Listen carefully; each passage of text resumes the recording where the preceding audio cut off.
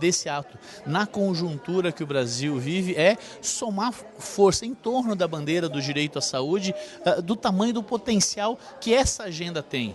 A agenda da saúde permite você construir amplas forças suprapartidárias, forças do movimento social, que permite fazer um enfrentamento a uma onda conservadora que está tomando conta do Congresso Nacional, do cenário da política nacional, que tem como um dos seus principais alvos a retirada de direito e colocar sob responsabilidade do mercado a garantia dos direitos, ou seja, um Estado mínimo, um Estado onde que apenas vai regular algumas atividades econômicas e não vai ser, como está na Constituição de 88, um Estado provedor de direitos. Então, esse ato aqui é de fundamental importância num dos estados mais importantes da nação brasileira, de buscar somar forças políticas e sociais para resistir, para defender e para fazer os enfrentamentos políticos necessários para garantir que saúde continue sendo um direito de todos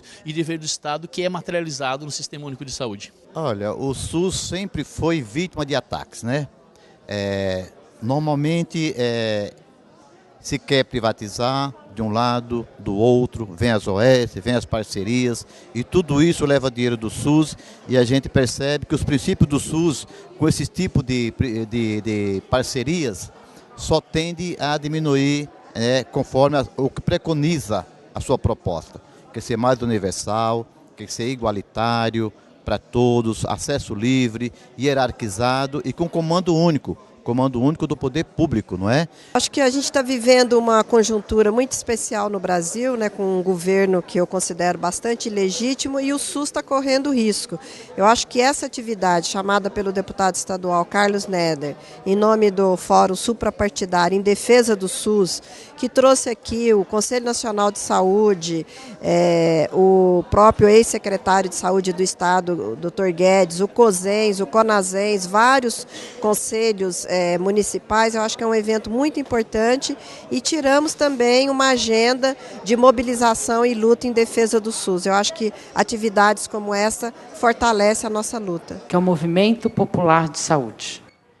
Nós que temos essa saúde que temos, não é por deputado, não é por vereador, não é por prefeito, não é para governador, muito menos por presidente. É nós que trabalhamos, que conseguimos conquistar esse sistema junto com a população. O SUS tem que ser universal, tem que ser amplo e não reduzido a meros planos de saúde. Mas eu queria lembrar a esta mesa e a este plenário que o ano passado nós tivemos a perda de 600 mil pessoas se retiraram dos planos de saúde. Está aí a resposta. O ministro é dos planos de saúde. E qual que vai ser a nossa resposta?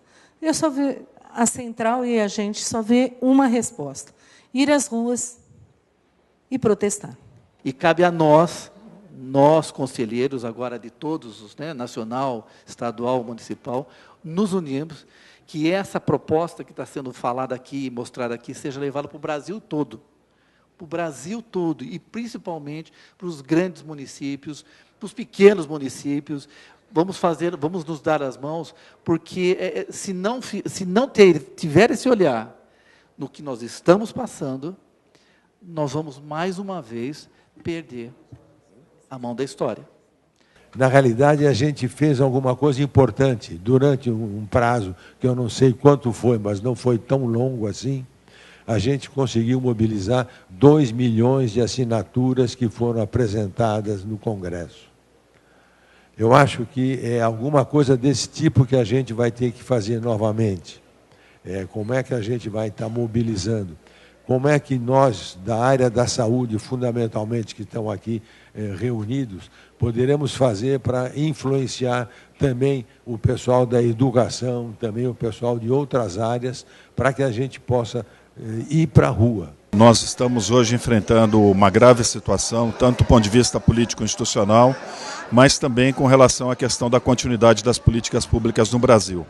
As declarações de posse do novo ministro, que depois até foram desmentidas, elas colocam claramente uma possibilidade de redução no SUS, além do investimento, além do financiamento, mas também no conjunto das políticas exercidas.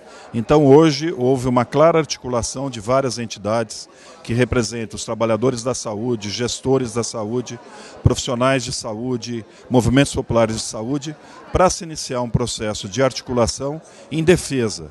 E creio que a frase que ficou no final, que saúde não é mercadoria, saúde é democracia, sintetiza muito bem o espírito dessa luta que nós esperamos que venha a ser difundida para o estado de São Paulo inteiro e para o Brasil.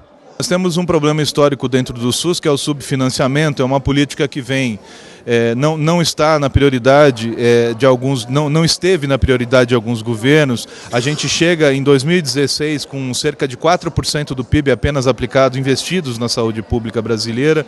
E aí nós enfrentamos também, além disso, um outro grande problema, que é a distribuição, a responsabilização dos entes federativos. No estado de São Paulo a gente enfrenta um problema ainda maior, que é a não participação do Estado no cofinanciamento das ações e serviços dentro dos municípios, né?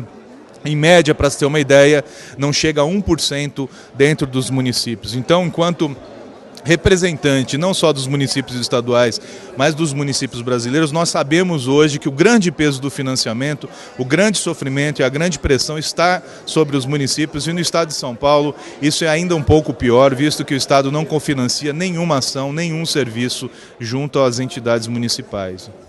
Bem, o SUS tem sido bastante penalizado com a restrição orçamentária e financeira praticamente desde a sua criação, né? Ele já nasceu, digamos, subfinanciado.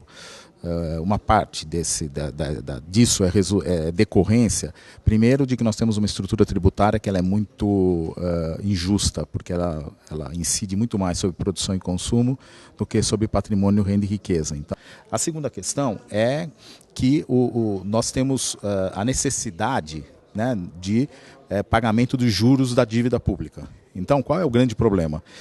Toda vez que eu melhoro a arrecadação, se eu consigo melhorar a arrecadação, esse aumento de receita não vai para financiar políticas sociais ou a própria política de saúde ou o SUS. Uma parte fica destinada para o superávit primário, que é utilizado para pagamento de juros da dívida. Enquanto a gente não conseguir sair desta armadilha, a gente vai continuar enfrentando essa restrição orçamentária e financeira. Então, especialmente pela criação da desvinculação de receitas de estados e municípios que não existia, vai haver redução dos recursos alocados por estados e municípios. E a outra medida é lutar pela aprovação da PEC 01.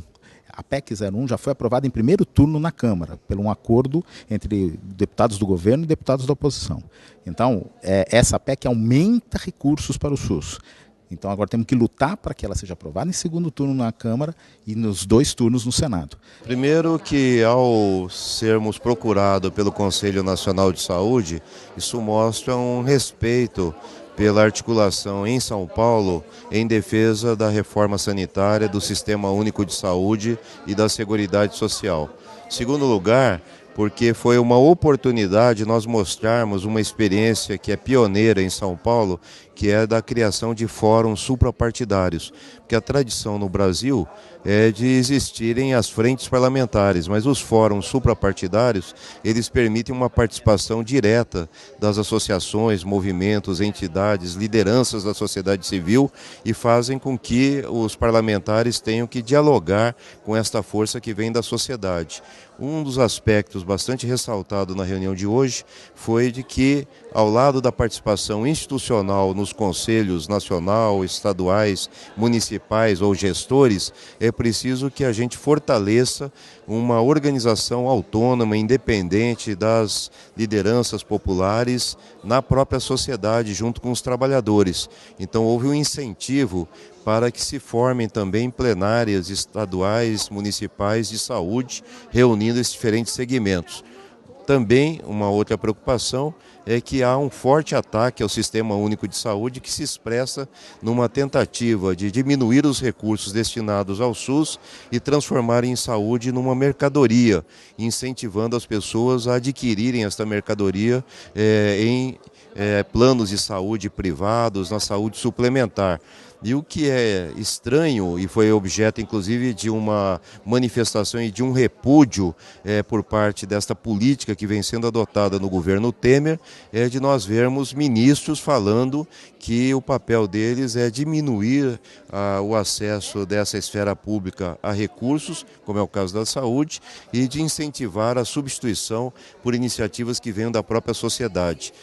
O ato deixou muito claro que nós não aceitaremos, faremos um enfrentamento à ilegitimidade desse governo, da falta de compromisso desses ministros, em especial da área da saúde, com aquilo que construímos desde a época do enfrentamento à ditadura militar, e que não aceitaremos perder nenhum dos direitos conquistados. Ao contrário, nós queremos a ampliação de direitos de cidadania, não só no aspecto do financiamento das políticas públicas, mas também no que diz respeito à garantia de gestão democrática com participação de toda a sociedade na formulação das políticas. Eu acho que foi um ato muito forte, representativo, e o pessoal do Conselho Nacional de Saúde saiu bastante bem impressionado, ao mesmo tempo em que nos ajudaram, trazendo um material riquíssimo produzido pelo Francisco Fúncia, que é um economista, que é um dos mais renomados especialistas hoje no acompanhamento do orçamento da União e do financiamento do Sistema Único de Saúde e da Seguridade Social.